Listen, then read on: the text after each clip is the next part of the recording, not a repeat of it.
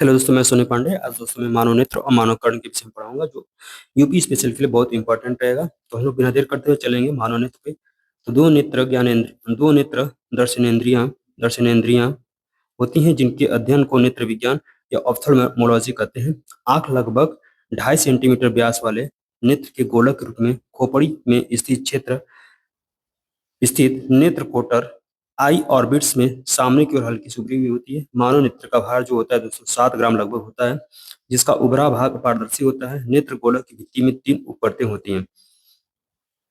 जो नेत्र का गोलक होता है दोस्तों, उसकी जो मोटाई होती है 2.5 सेंटीमीटर होती है। आते हैं दृढ़ पटल पे, स्क्लेरा पे। मानव का नेत्र एक खोखले गोले के समान होता है। यह बाहर से एक दृढ़ व अपारदर्शी श्वेत परत से ढका रहता है। इस परत को दृढ़ पटल कहते हैं। यह नेत्र के भीतरी भागों की सुरक्षा तथा प्रकाश के अपवर्तन में सहायता करता है दोस्तों। दूसरा है रक्त पटल, कोराइड। रक्त पटल आंख पर आपतित होने वाले प्रकाश का अवशोषण करता है तथा आंतरिक परावर्तन को रोकता है। तीसरा है कॉर्निया।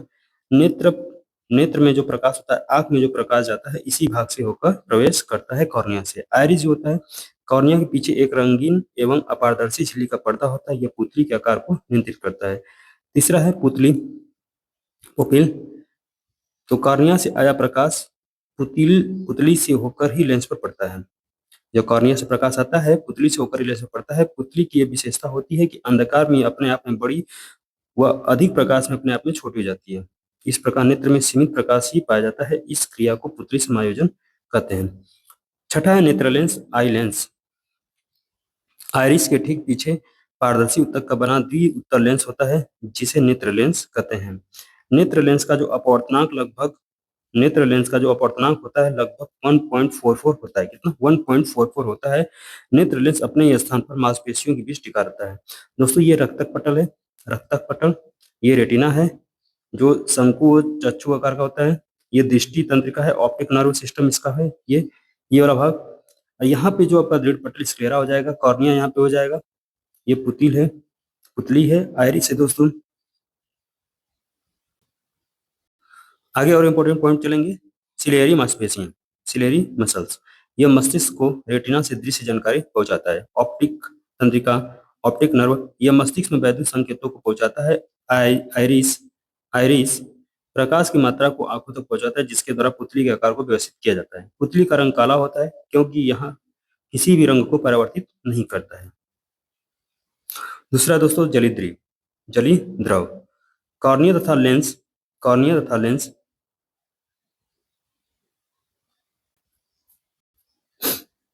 तो कार्निया तथा लेंस के बीच के कच्छाभ द्रव एक्वेस ह्यूमर भाग में जल के समान एक नमकीन पारदर्शी द्रव भरा होता है, जिसे जली द्रव कहते हैं। इसका अपवर्तनांक लगभग 1.336 होता है। इसका अपवर्तनांक लगभग 1.336 होता है। दोस्तों जो नेत्र का अपवर्तनांक, नेत्र लेंस जो होता है, आई लेंस होता है, इसका उसका जो अपवर्तनांक था 1.544 था, 1.44 था अपवर्तनांक। और इसका जो अपवर्तन जली द्रव का जो अपवर्तनांक है 1.336 है। अब आते हैं वेटरस ह्यूमर पे, कच्छाप कच्छ और कच्छाप द्रव। ये बहुत इंपॉर्टेंट पॉइंट है दोस्तों। तो नेत्र लेंस तथा रेटिना के बीच के भाग को कच्छाप कच्छ कहते हैं। इसमें गाढ़ा पारदर्शी तथा उच्च अपवर्तनांक वाला द्रव भरा रहता है, इसे कच्छाप द्रव कहते हैं। अब तीसरा जो 200 परत है, उप परतें हैं रेटिना, उस पे आते हैं हम लोग। तो दो तो पढ़ चुके हैं। पहला हम लोग दृढ़ पटल पढ़ चुके हैं। दृढ़ पटल ये पहला पढ़ चुके हैं। दूसरा जो था रक्तक पटल ये पढ़ चुके हैं। और तीसरा ये है रेटिना। तो रेटिना रक्तक पटल के नीचे तथा नेत्र के सबसे अंदर की ओर एक पारदर्शी झिल्ली होती है, जिसे रेटिना कहते हैं। इसे दृष्टि पटल भी कहा जाता है। यह प्रकाश उग्राही होता है तथा इस पर दृष्टि तंत्रिकाओं का जाल फैला रहता है। किसी भी वस्तु का प्रतिबिंब रेटिना पर बनता है। रेटिना के अंदर दो प्रकार की प्रकाश उग्राही कोशिकाएं पाई जाती हैं, जिसमें पहला अंध बिंदु होता है, ब्लाइंड स्पॉट। तो रेटिना के जिस स्थान को छेद कर दृष्टि तंत्रिकाएं मस्तिष्क को जाती हैं, वहां पर प्रकाश का कोई प्रभाव नहीं पड़ता है। इस स्थान पर प्रकाश सुग्राहिता शून्य होती है, इसे अंध बिंदु कहते हैं। आते हैं दोस्तों, इसमें एक पॉइंट भी है, समंजन क्षमता। समंजन क्षमता। तो अभिनेत्र लेंस की वह क्षमता जिसके कारण वह अपनी फोकस दूरी को समायोजित कर लेता है, समंजन क्षमता कहलाता है। लेंस की दोस्तों वक्रता पक्षबावी वक्रता वक्रता वक्रता पक्षमाभी पक्षमाभी द्वारा नियंत्रित की जाती है। वक्रता पक्षमाभी शिथिल हो जाती है, उसमें लेंस पतला हो जाता है और फोकस दूरी बढ़ जाती है। वक्रता पक्षमाभी वक्रता ये है पक्षमाभी।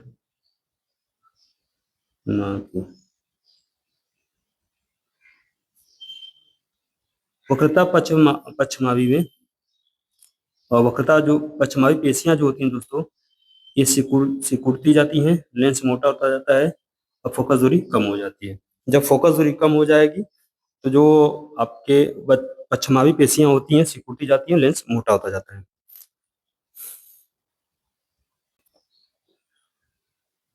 और आगे चलेंगे हम लोग दृष्टि दोष पे एवं उनका संशोधन। तो माइपिया होता है निकट दृष्टि दोष। इस दोष में व्यक्ति निकट की रखी वस्तुओं को स्पष्ट देख सकता है परंतु दूर रखी वस्तुओं को स्पष्ट नहीं देख पाता। ऐसे दोष व्यक्ति का दूर बिंदु अनंत पर न होकर नेत्र के पास बनता है। दोष उत्पन्न होने के कारण अभिनेत्र लेंस की वक्रता का अत्यधिक होना, नेत्र गोलक का लंबा हो जाना। निवारण, इस दोष को किसी उपयुक्त क्षमता के अवतल लेंस के उपयोग द्वारा संशोधित किया जा सकता है। मतलब निकट दृष्टि दोष को अवतल लेंस का उपयोग करके संशोधित किया जाता है या सुधारा जा सकता है। दूसरा है दूर दृष्टि दोष, हाइपर मेट्रोपिया। हाइपरमेट्रोपिया दूर दृष्टि दोष युक्त कोई व्यक्ति दूर की वस्तुओं को तो स्पष्ट देख सकता है परंतु निकट रखी वस्तुओं को स्पष्ट नहीं देख पाता। ऐसे दोष युक्त व्यक्ति का निकट बिंदु समान निकट बिंदु 25 सेंटीमीटर से दूर हट जाता है। दोष उत्पन्न होने के कारण अभिनेत्र लेंस की फोकस दूरी का अत्यधिक हो जाना, नेत्र गोलक का छोटा हो जाना, नेत्र गोलक का छोटा होना। अब इसमें जो होता है इस दोष को उपयुक्त क्षमता को उत्तल लेंस का इस्तेमाल करके संशोधित किया जा सकता है। मतलब निकट दृष्टि दोष में अवतल लेंस का प्रयोग किया जाता है, दूर दृष्टि दोष में उत्तल लेंस का प्रयोग किया जाता है। अगला पॉइंट पे आते हैं मोतिया बिंद। इसमें कैटरैक्ट होता है। अधिक उम्र के कुछ व्यक्तियों के नेत्र का क्रिस्टली लेंस दृष्टिशन तथा धुंधला हो जाता है। इस स्थिति को मोतिया बिंदु कहते हैं। इस कारण नेत्र की दृष्टि में कमी या पूर्ण से दृष्टि क्षय हो जाती है। मोतिया बिंदु की शल्य चिकित्सा के बाद दृष्टि का वापस लौटना संभव है। आते हैं जरा दृष्टि दोष प्रेसबायोपिया। आयु वृद्धि होने के साथ साथ मानव नेत्र में समंजन क्षमता घट जाती है क्योंकि मांसपेशियां शिथिल हो जाती हैं। अधिकांश व्यक्तियों का निकट बिंदु दूर हट जाता है। इस दोष को जरा दृष्टि दोष कहते हैं। इसका जो कारण है दोस्तों, यह पश्चिमाभी पेशियों की धीरे धीरे दुर्बल होने के तथा क्रिस्टली लेंस के लचीलेपन में कमी आने पर उत्पन्न होता है। जरा दृष्टि दोष। इसका जो निवारण होता है जरा दृष्टि दोष का, इसमें उत्तर लेंस के प्रयोग से कभी कभी किसी व्यक्ति के नेत्र में दोनों ही प्रकार के दोष, निकट दृष्टि दोष तथा दूर दृष्टि दोष होते हैं। ऐसे व्यक्तियों के लिए प्रायः द्विफोक्सी लेंसों की आवश्यकता होती है जिसमें ऊपरी भाग अवतल लेंस और निचला भाग उत्तल लेंस का होता है। अगला पॉइंट है अविंदुकता या दृष्टि वैषम्य, एस्टिग्मैटिज्म। ऐसा दृष्टि दोष जिसमें व्यक्ति एक निश्चित दूरी पर स्थित परस्पर लंबवत रेखाओं को स्पष्ट रूप से नहीं देख पाता है, अविंदुकता कहलाता है। इसमें क्षैतिज रेखा को देखने पर ऊर्ध्वाधर रेखा अस्पष्ट हो जाता है। इस दोष के निवारण के लिए बेलनाकार लेंस, सिलेंड्रिकल लेंस का प्रयोग किया जाता है। जरा दृष्टि दोष प्रेसबायोपिया। व्यक्ति की उम्र बढ़ने के साथ साथ प्रौढ़ावस्था अथवा वृद्धावस्था में नेत्र लेंस की जो आपकी लोचशीलता होती है, इलेक्ट्रिसिटी होती है, कम हो जाती है जिसमें ना तो पास की और ना दूर की वस्तुएं स्पष्ट दिखाई देती है। यह दृष्टि दोष जरा दृष्टि दोष कहलाता है। इस दृष्टि दोष के उपचार के लिए द्विफोक्सी लेंस, बायफोकल लेंस का प्रयोग किया जाता है। कान का अब आते हैं दोस्तों श्रवण संतुलन ज्ञानेंद्रिय अथवा कर्ण। कान द्वारा दो कार्य होता है, सुनना तथा शारीरिक संतुलन बनाए रखना। कान का जो मूलभूत कार्य होता है शरीर का संतुलन बनाए रखना, इसलिए इसे श्रवण संतुलन अंग भी कहते हैं। कान मुख्य तीन भागों में विभक्त होता है, बाह्य कर्ण, मध्य कर्ण और आंतरिक कर्ण। सबकी तरफ हम लोग चलेंगे एक एक पॉइंट लेकर। तो बाह्य कर्ण में आता है एक्सटर्नल ईयर। इनका बाहरी कर्ण पिन्ना, ईयर पिन्ना कहलाता है, जो अस्थि का बना होता है। इसका दूसरा भाग बाह्य कर्ण कुहर, एक्सटर्नल ऑडिटरी मेटस कहलाता होता है, जो टेम्पोरल हड्डी से घिरी 2.5 सेंटीमीटर लंबी नलिका होती है। इसके भीतरी सिरे पर कर्ण झिल्ली होती है, जिसे कान का पर्दा कहते हैं। कान का पर्दा ईयर ड्रम कहते हैं।